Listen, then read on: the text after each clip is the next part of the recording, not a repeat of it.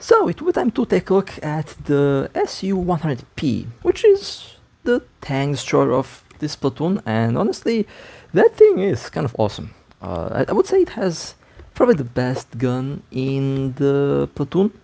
100mm, 63 km per hour top speed, reverse 25 km per hour.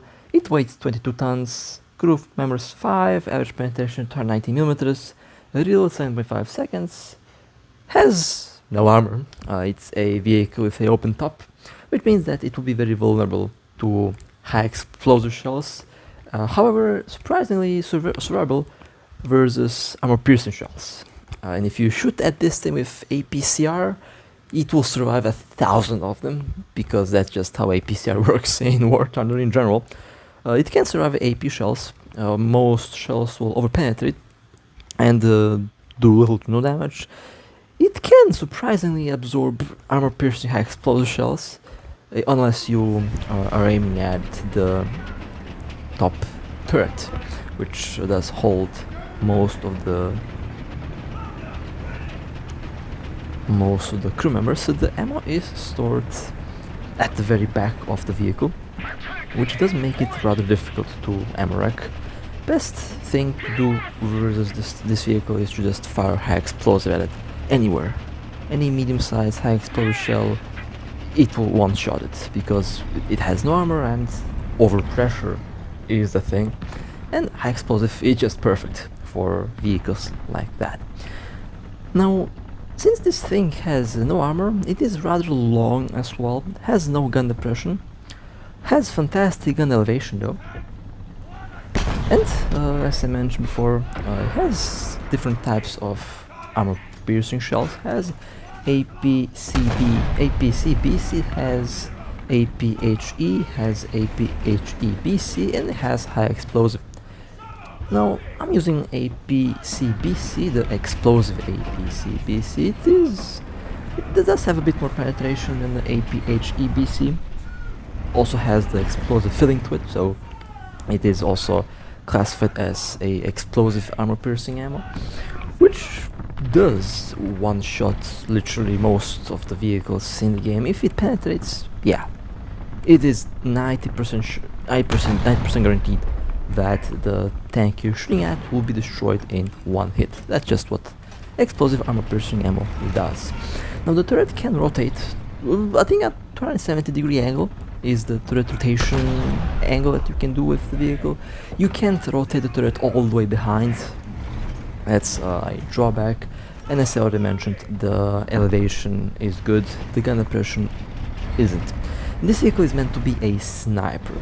Now, as we all know, not all maps in this game are big. We do have 2 or 3 large maps that I can actually classify as large maps.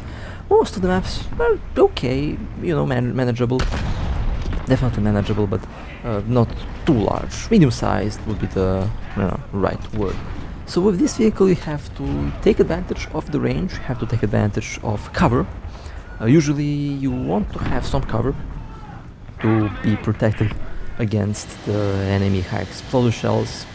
Artillery and bombs and machine guns on fighters and bombers do pose a threat to the SU-100P, since has an open top, has no armor. Any bomb that lands anywhere near the vehicle will damage it. If the bomb is too close, the crew will be blown to bits. If the fighter has a good angle on you, the crew will be torn to shreds as well. So you do have to consider the fact that the vehicle isn't really armored, and that means you can't rely on armor. However, in medium to high tier, you will be not bouncing exactly, but you will technically be able to take hits if the enemy doesn't know how to destroy the vehicle. If you're being shot by armor-piercing shells, yeah, you will probably survive first 3-4 hits. But again, I would not rely on the armor, I rely on the cover. I also can rely on speed on this vehicle. It is very fast, which is a really good thing I love about this vehicle. And the gun, very good, very fast reload, very good damage, and overall it does work well, as you can see. I'm basically taking advantage of the open fields, and I'm taking advantage of the cover, which is how you should be playing this vehicle. And so far 7 destroyed vehicles make that 8 destroyed vehicles. There we go. Basically almost one shot, one destroyed tank, and it is really really good in that aspect. A very good gun on a lightly armored hull. I mentioned that this vehicle is rather long. The turret is practically placed at the back of the tank. The engine and the driver sit at the front. So the engine can absorb damage, but if you get hit by an explosive anywhere, bye bye tank, or in this case tank destroyed. But I don't mind that.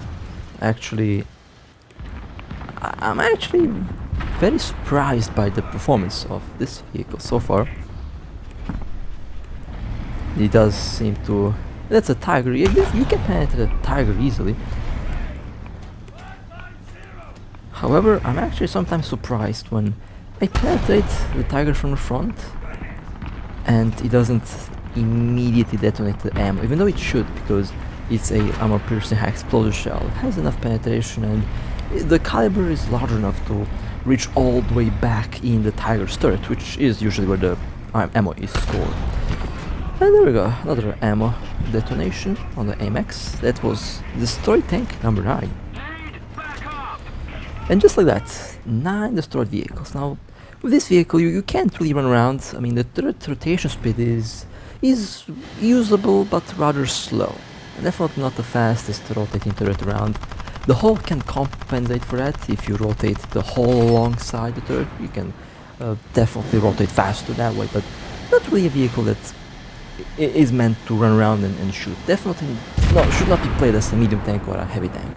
It's obviously not a medium tank or a heavy tank. It has a completely different purpose,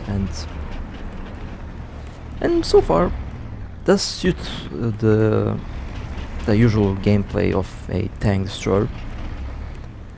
I mean, it does have a turret, which is fantastic. Usually tank destroyers in the World War II era, well, the vast majority of them, with a couple exceptions, don't have a rotating turret. There are destroyers like the Hellcat, for example, which are a exception to the rule. They have a rotating turret, but this tank destroyer also has a rotating turret compared to the Flat Panzer IV or the Yak Panther, Stug, Hetzer, you know. Usually that's the type of tank destroyer that you meet in this period of time and in this tier. Doesn't mean that they're bad vehicles. I love the Stug, I love the Yak Panther, I love the Flat Panzer. I just like to have a rotating turret. Means that if I get tracked, I can still, you know, technically defend myself if the vehicle is hit. And there is a SU-100P. First shell immobilized the vehicle practically, and the second shell will be high explosive, aim at anywhere basically, and there we go. Tank destroyed. You can use the armor piercing to immobilize the vehicle or to disable the gun, disable the engine, but the second shot must be high explosive if you want to ensure that this vehicle is not going to be operational. Ooh, almost messed up there. Did you see that? Bounced off the ground with my revenge bomber here. This is my favorite revenge bomber, by the way. 10 destroyed vehicles, not bad. I'm going to be happy with this result. That was a good battle for sure. That was definitely a good battle. Nice. So this is basically how this vehicle should be played. Not a tank for rushing, not a tank that's meant for frontline combat. You can, but I wouldn't recommend that. You will be targeted by artillery, and any high explosive that lands your way is a quick way back to the main screen when this vehicle is destroyed. Let's go and go to the next battle. I love how the game just spams one map for 3 hours straight. I've gotten this map like 5 times by now. Well, 6 times actually. Yeah, I don't know why the game does that. It's annoying, and should not be happening, but it is what it is. A Rattle 90. Now machine guns and autocannons are also a threat, so never underestimate a machine gun, and the Rattle decided to go forward. That was a good hit, and a Rattle has been destroyed. That's the first destroy tank of the battle. A Tiger. Now, you should be able to penetrate a Tiger from the front, and I am unable to do so, which kind of sucks. Actually, I did penetrate the Tiger there, but it didn't do a lot of damage, and I did take a couple hits. The Tiger is not using high explosive. If they did fire the high explosive as the second shell, I would be dead by now. And that's a over penetration. They were shooting at the non-existent gunner, and the Tiger paid the price for it. That was the first penetrating hit. Did a lot of damage inside. Unfortunately, didn't do enough. Well, let's try the second hit. If my gun wants to, my gun elevation is broken, I think. Yep, my gun elevation might be broken. Yep, it is. Let me just double check that real quick. Yep, it is. My gun elevation is broken. There's a Centurion Mark 1 that's busy doing something else at the moment. The gun will be repaired shortly. Oh, now they're looking at me. That's, yeah, too late. That's a good hit and good damage. This vehicle does look so boxy, really. It looks like a box, and I don't really mind that, but it's kind of funny when you are fighting vehicles that look like the Centurion with a vehicle that looks like a box, and then you compare the technically the manufacturing date. I don't know if this vehicle was ever produced. I know there has been like a lot of prototypes. I don't think the SU-100P ever saw combat. Maybe it did, I don't know. But definitely very interesting design. Decent gun on a very, very lightly armored hull. Okay, let's continue now. My vehicle is a bit damaged here. As you can see, the turret lacks one crew member. If someone is shooting with armor piercing at that spot, it will do nothing, it will do no damage. I saw how they also modeled the interior spalling and stuff like that. That's a very neat effect, I'm not gonna lie. I also have ray tracing enabled, so could also be the thing. Now, I did praise the accuracy of the gun. However, you have to, you know, consider the fact that not all shells will go where you want them to go. It's luck dependent, and yeah, they shot at empty space in my turret and it bounced. Well, it did not bounce, but did no damage since there is no crew behind that position in the turret. I mean, you can see there is no one there is no one sitting there in the chair. The crew member got blown to bits by the Tiger. How many crew members do I have alive actually at the moment in this vehicle? Would be funny if like there's 2 crew members like operating the whole vehicle. Realism right there, am I right? Anyway, joke aside, it's a revenge fighter. That's a P-47N-15. Why do I get the worst possible fighter aircraft ever imaginable? I mean, I did damage, I did hit that vehicle, that aircraft, but and they're still fine. Well, ramming time. Oh, never mind. The wing broke off. Okay, that's kind of funny. Oh, we have one vehicle over there. Let's move forward. So in general, I'm actually pretty happy with this vehicle, even though it's lightly armored and it is a vehicle that's definitely not going to be much enjoyable for everyone, because I know not everyone likes to play things with literally no armor, but the gun definitely makes up for it. And from my experience, if you enjoy vehicles with a very good gun, you will definitely enjoy this thing. So you just have to know how to use it. Definitely not a vehicle to rush forward. Definitely not a vehicle that's designed to go and capture zones.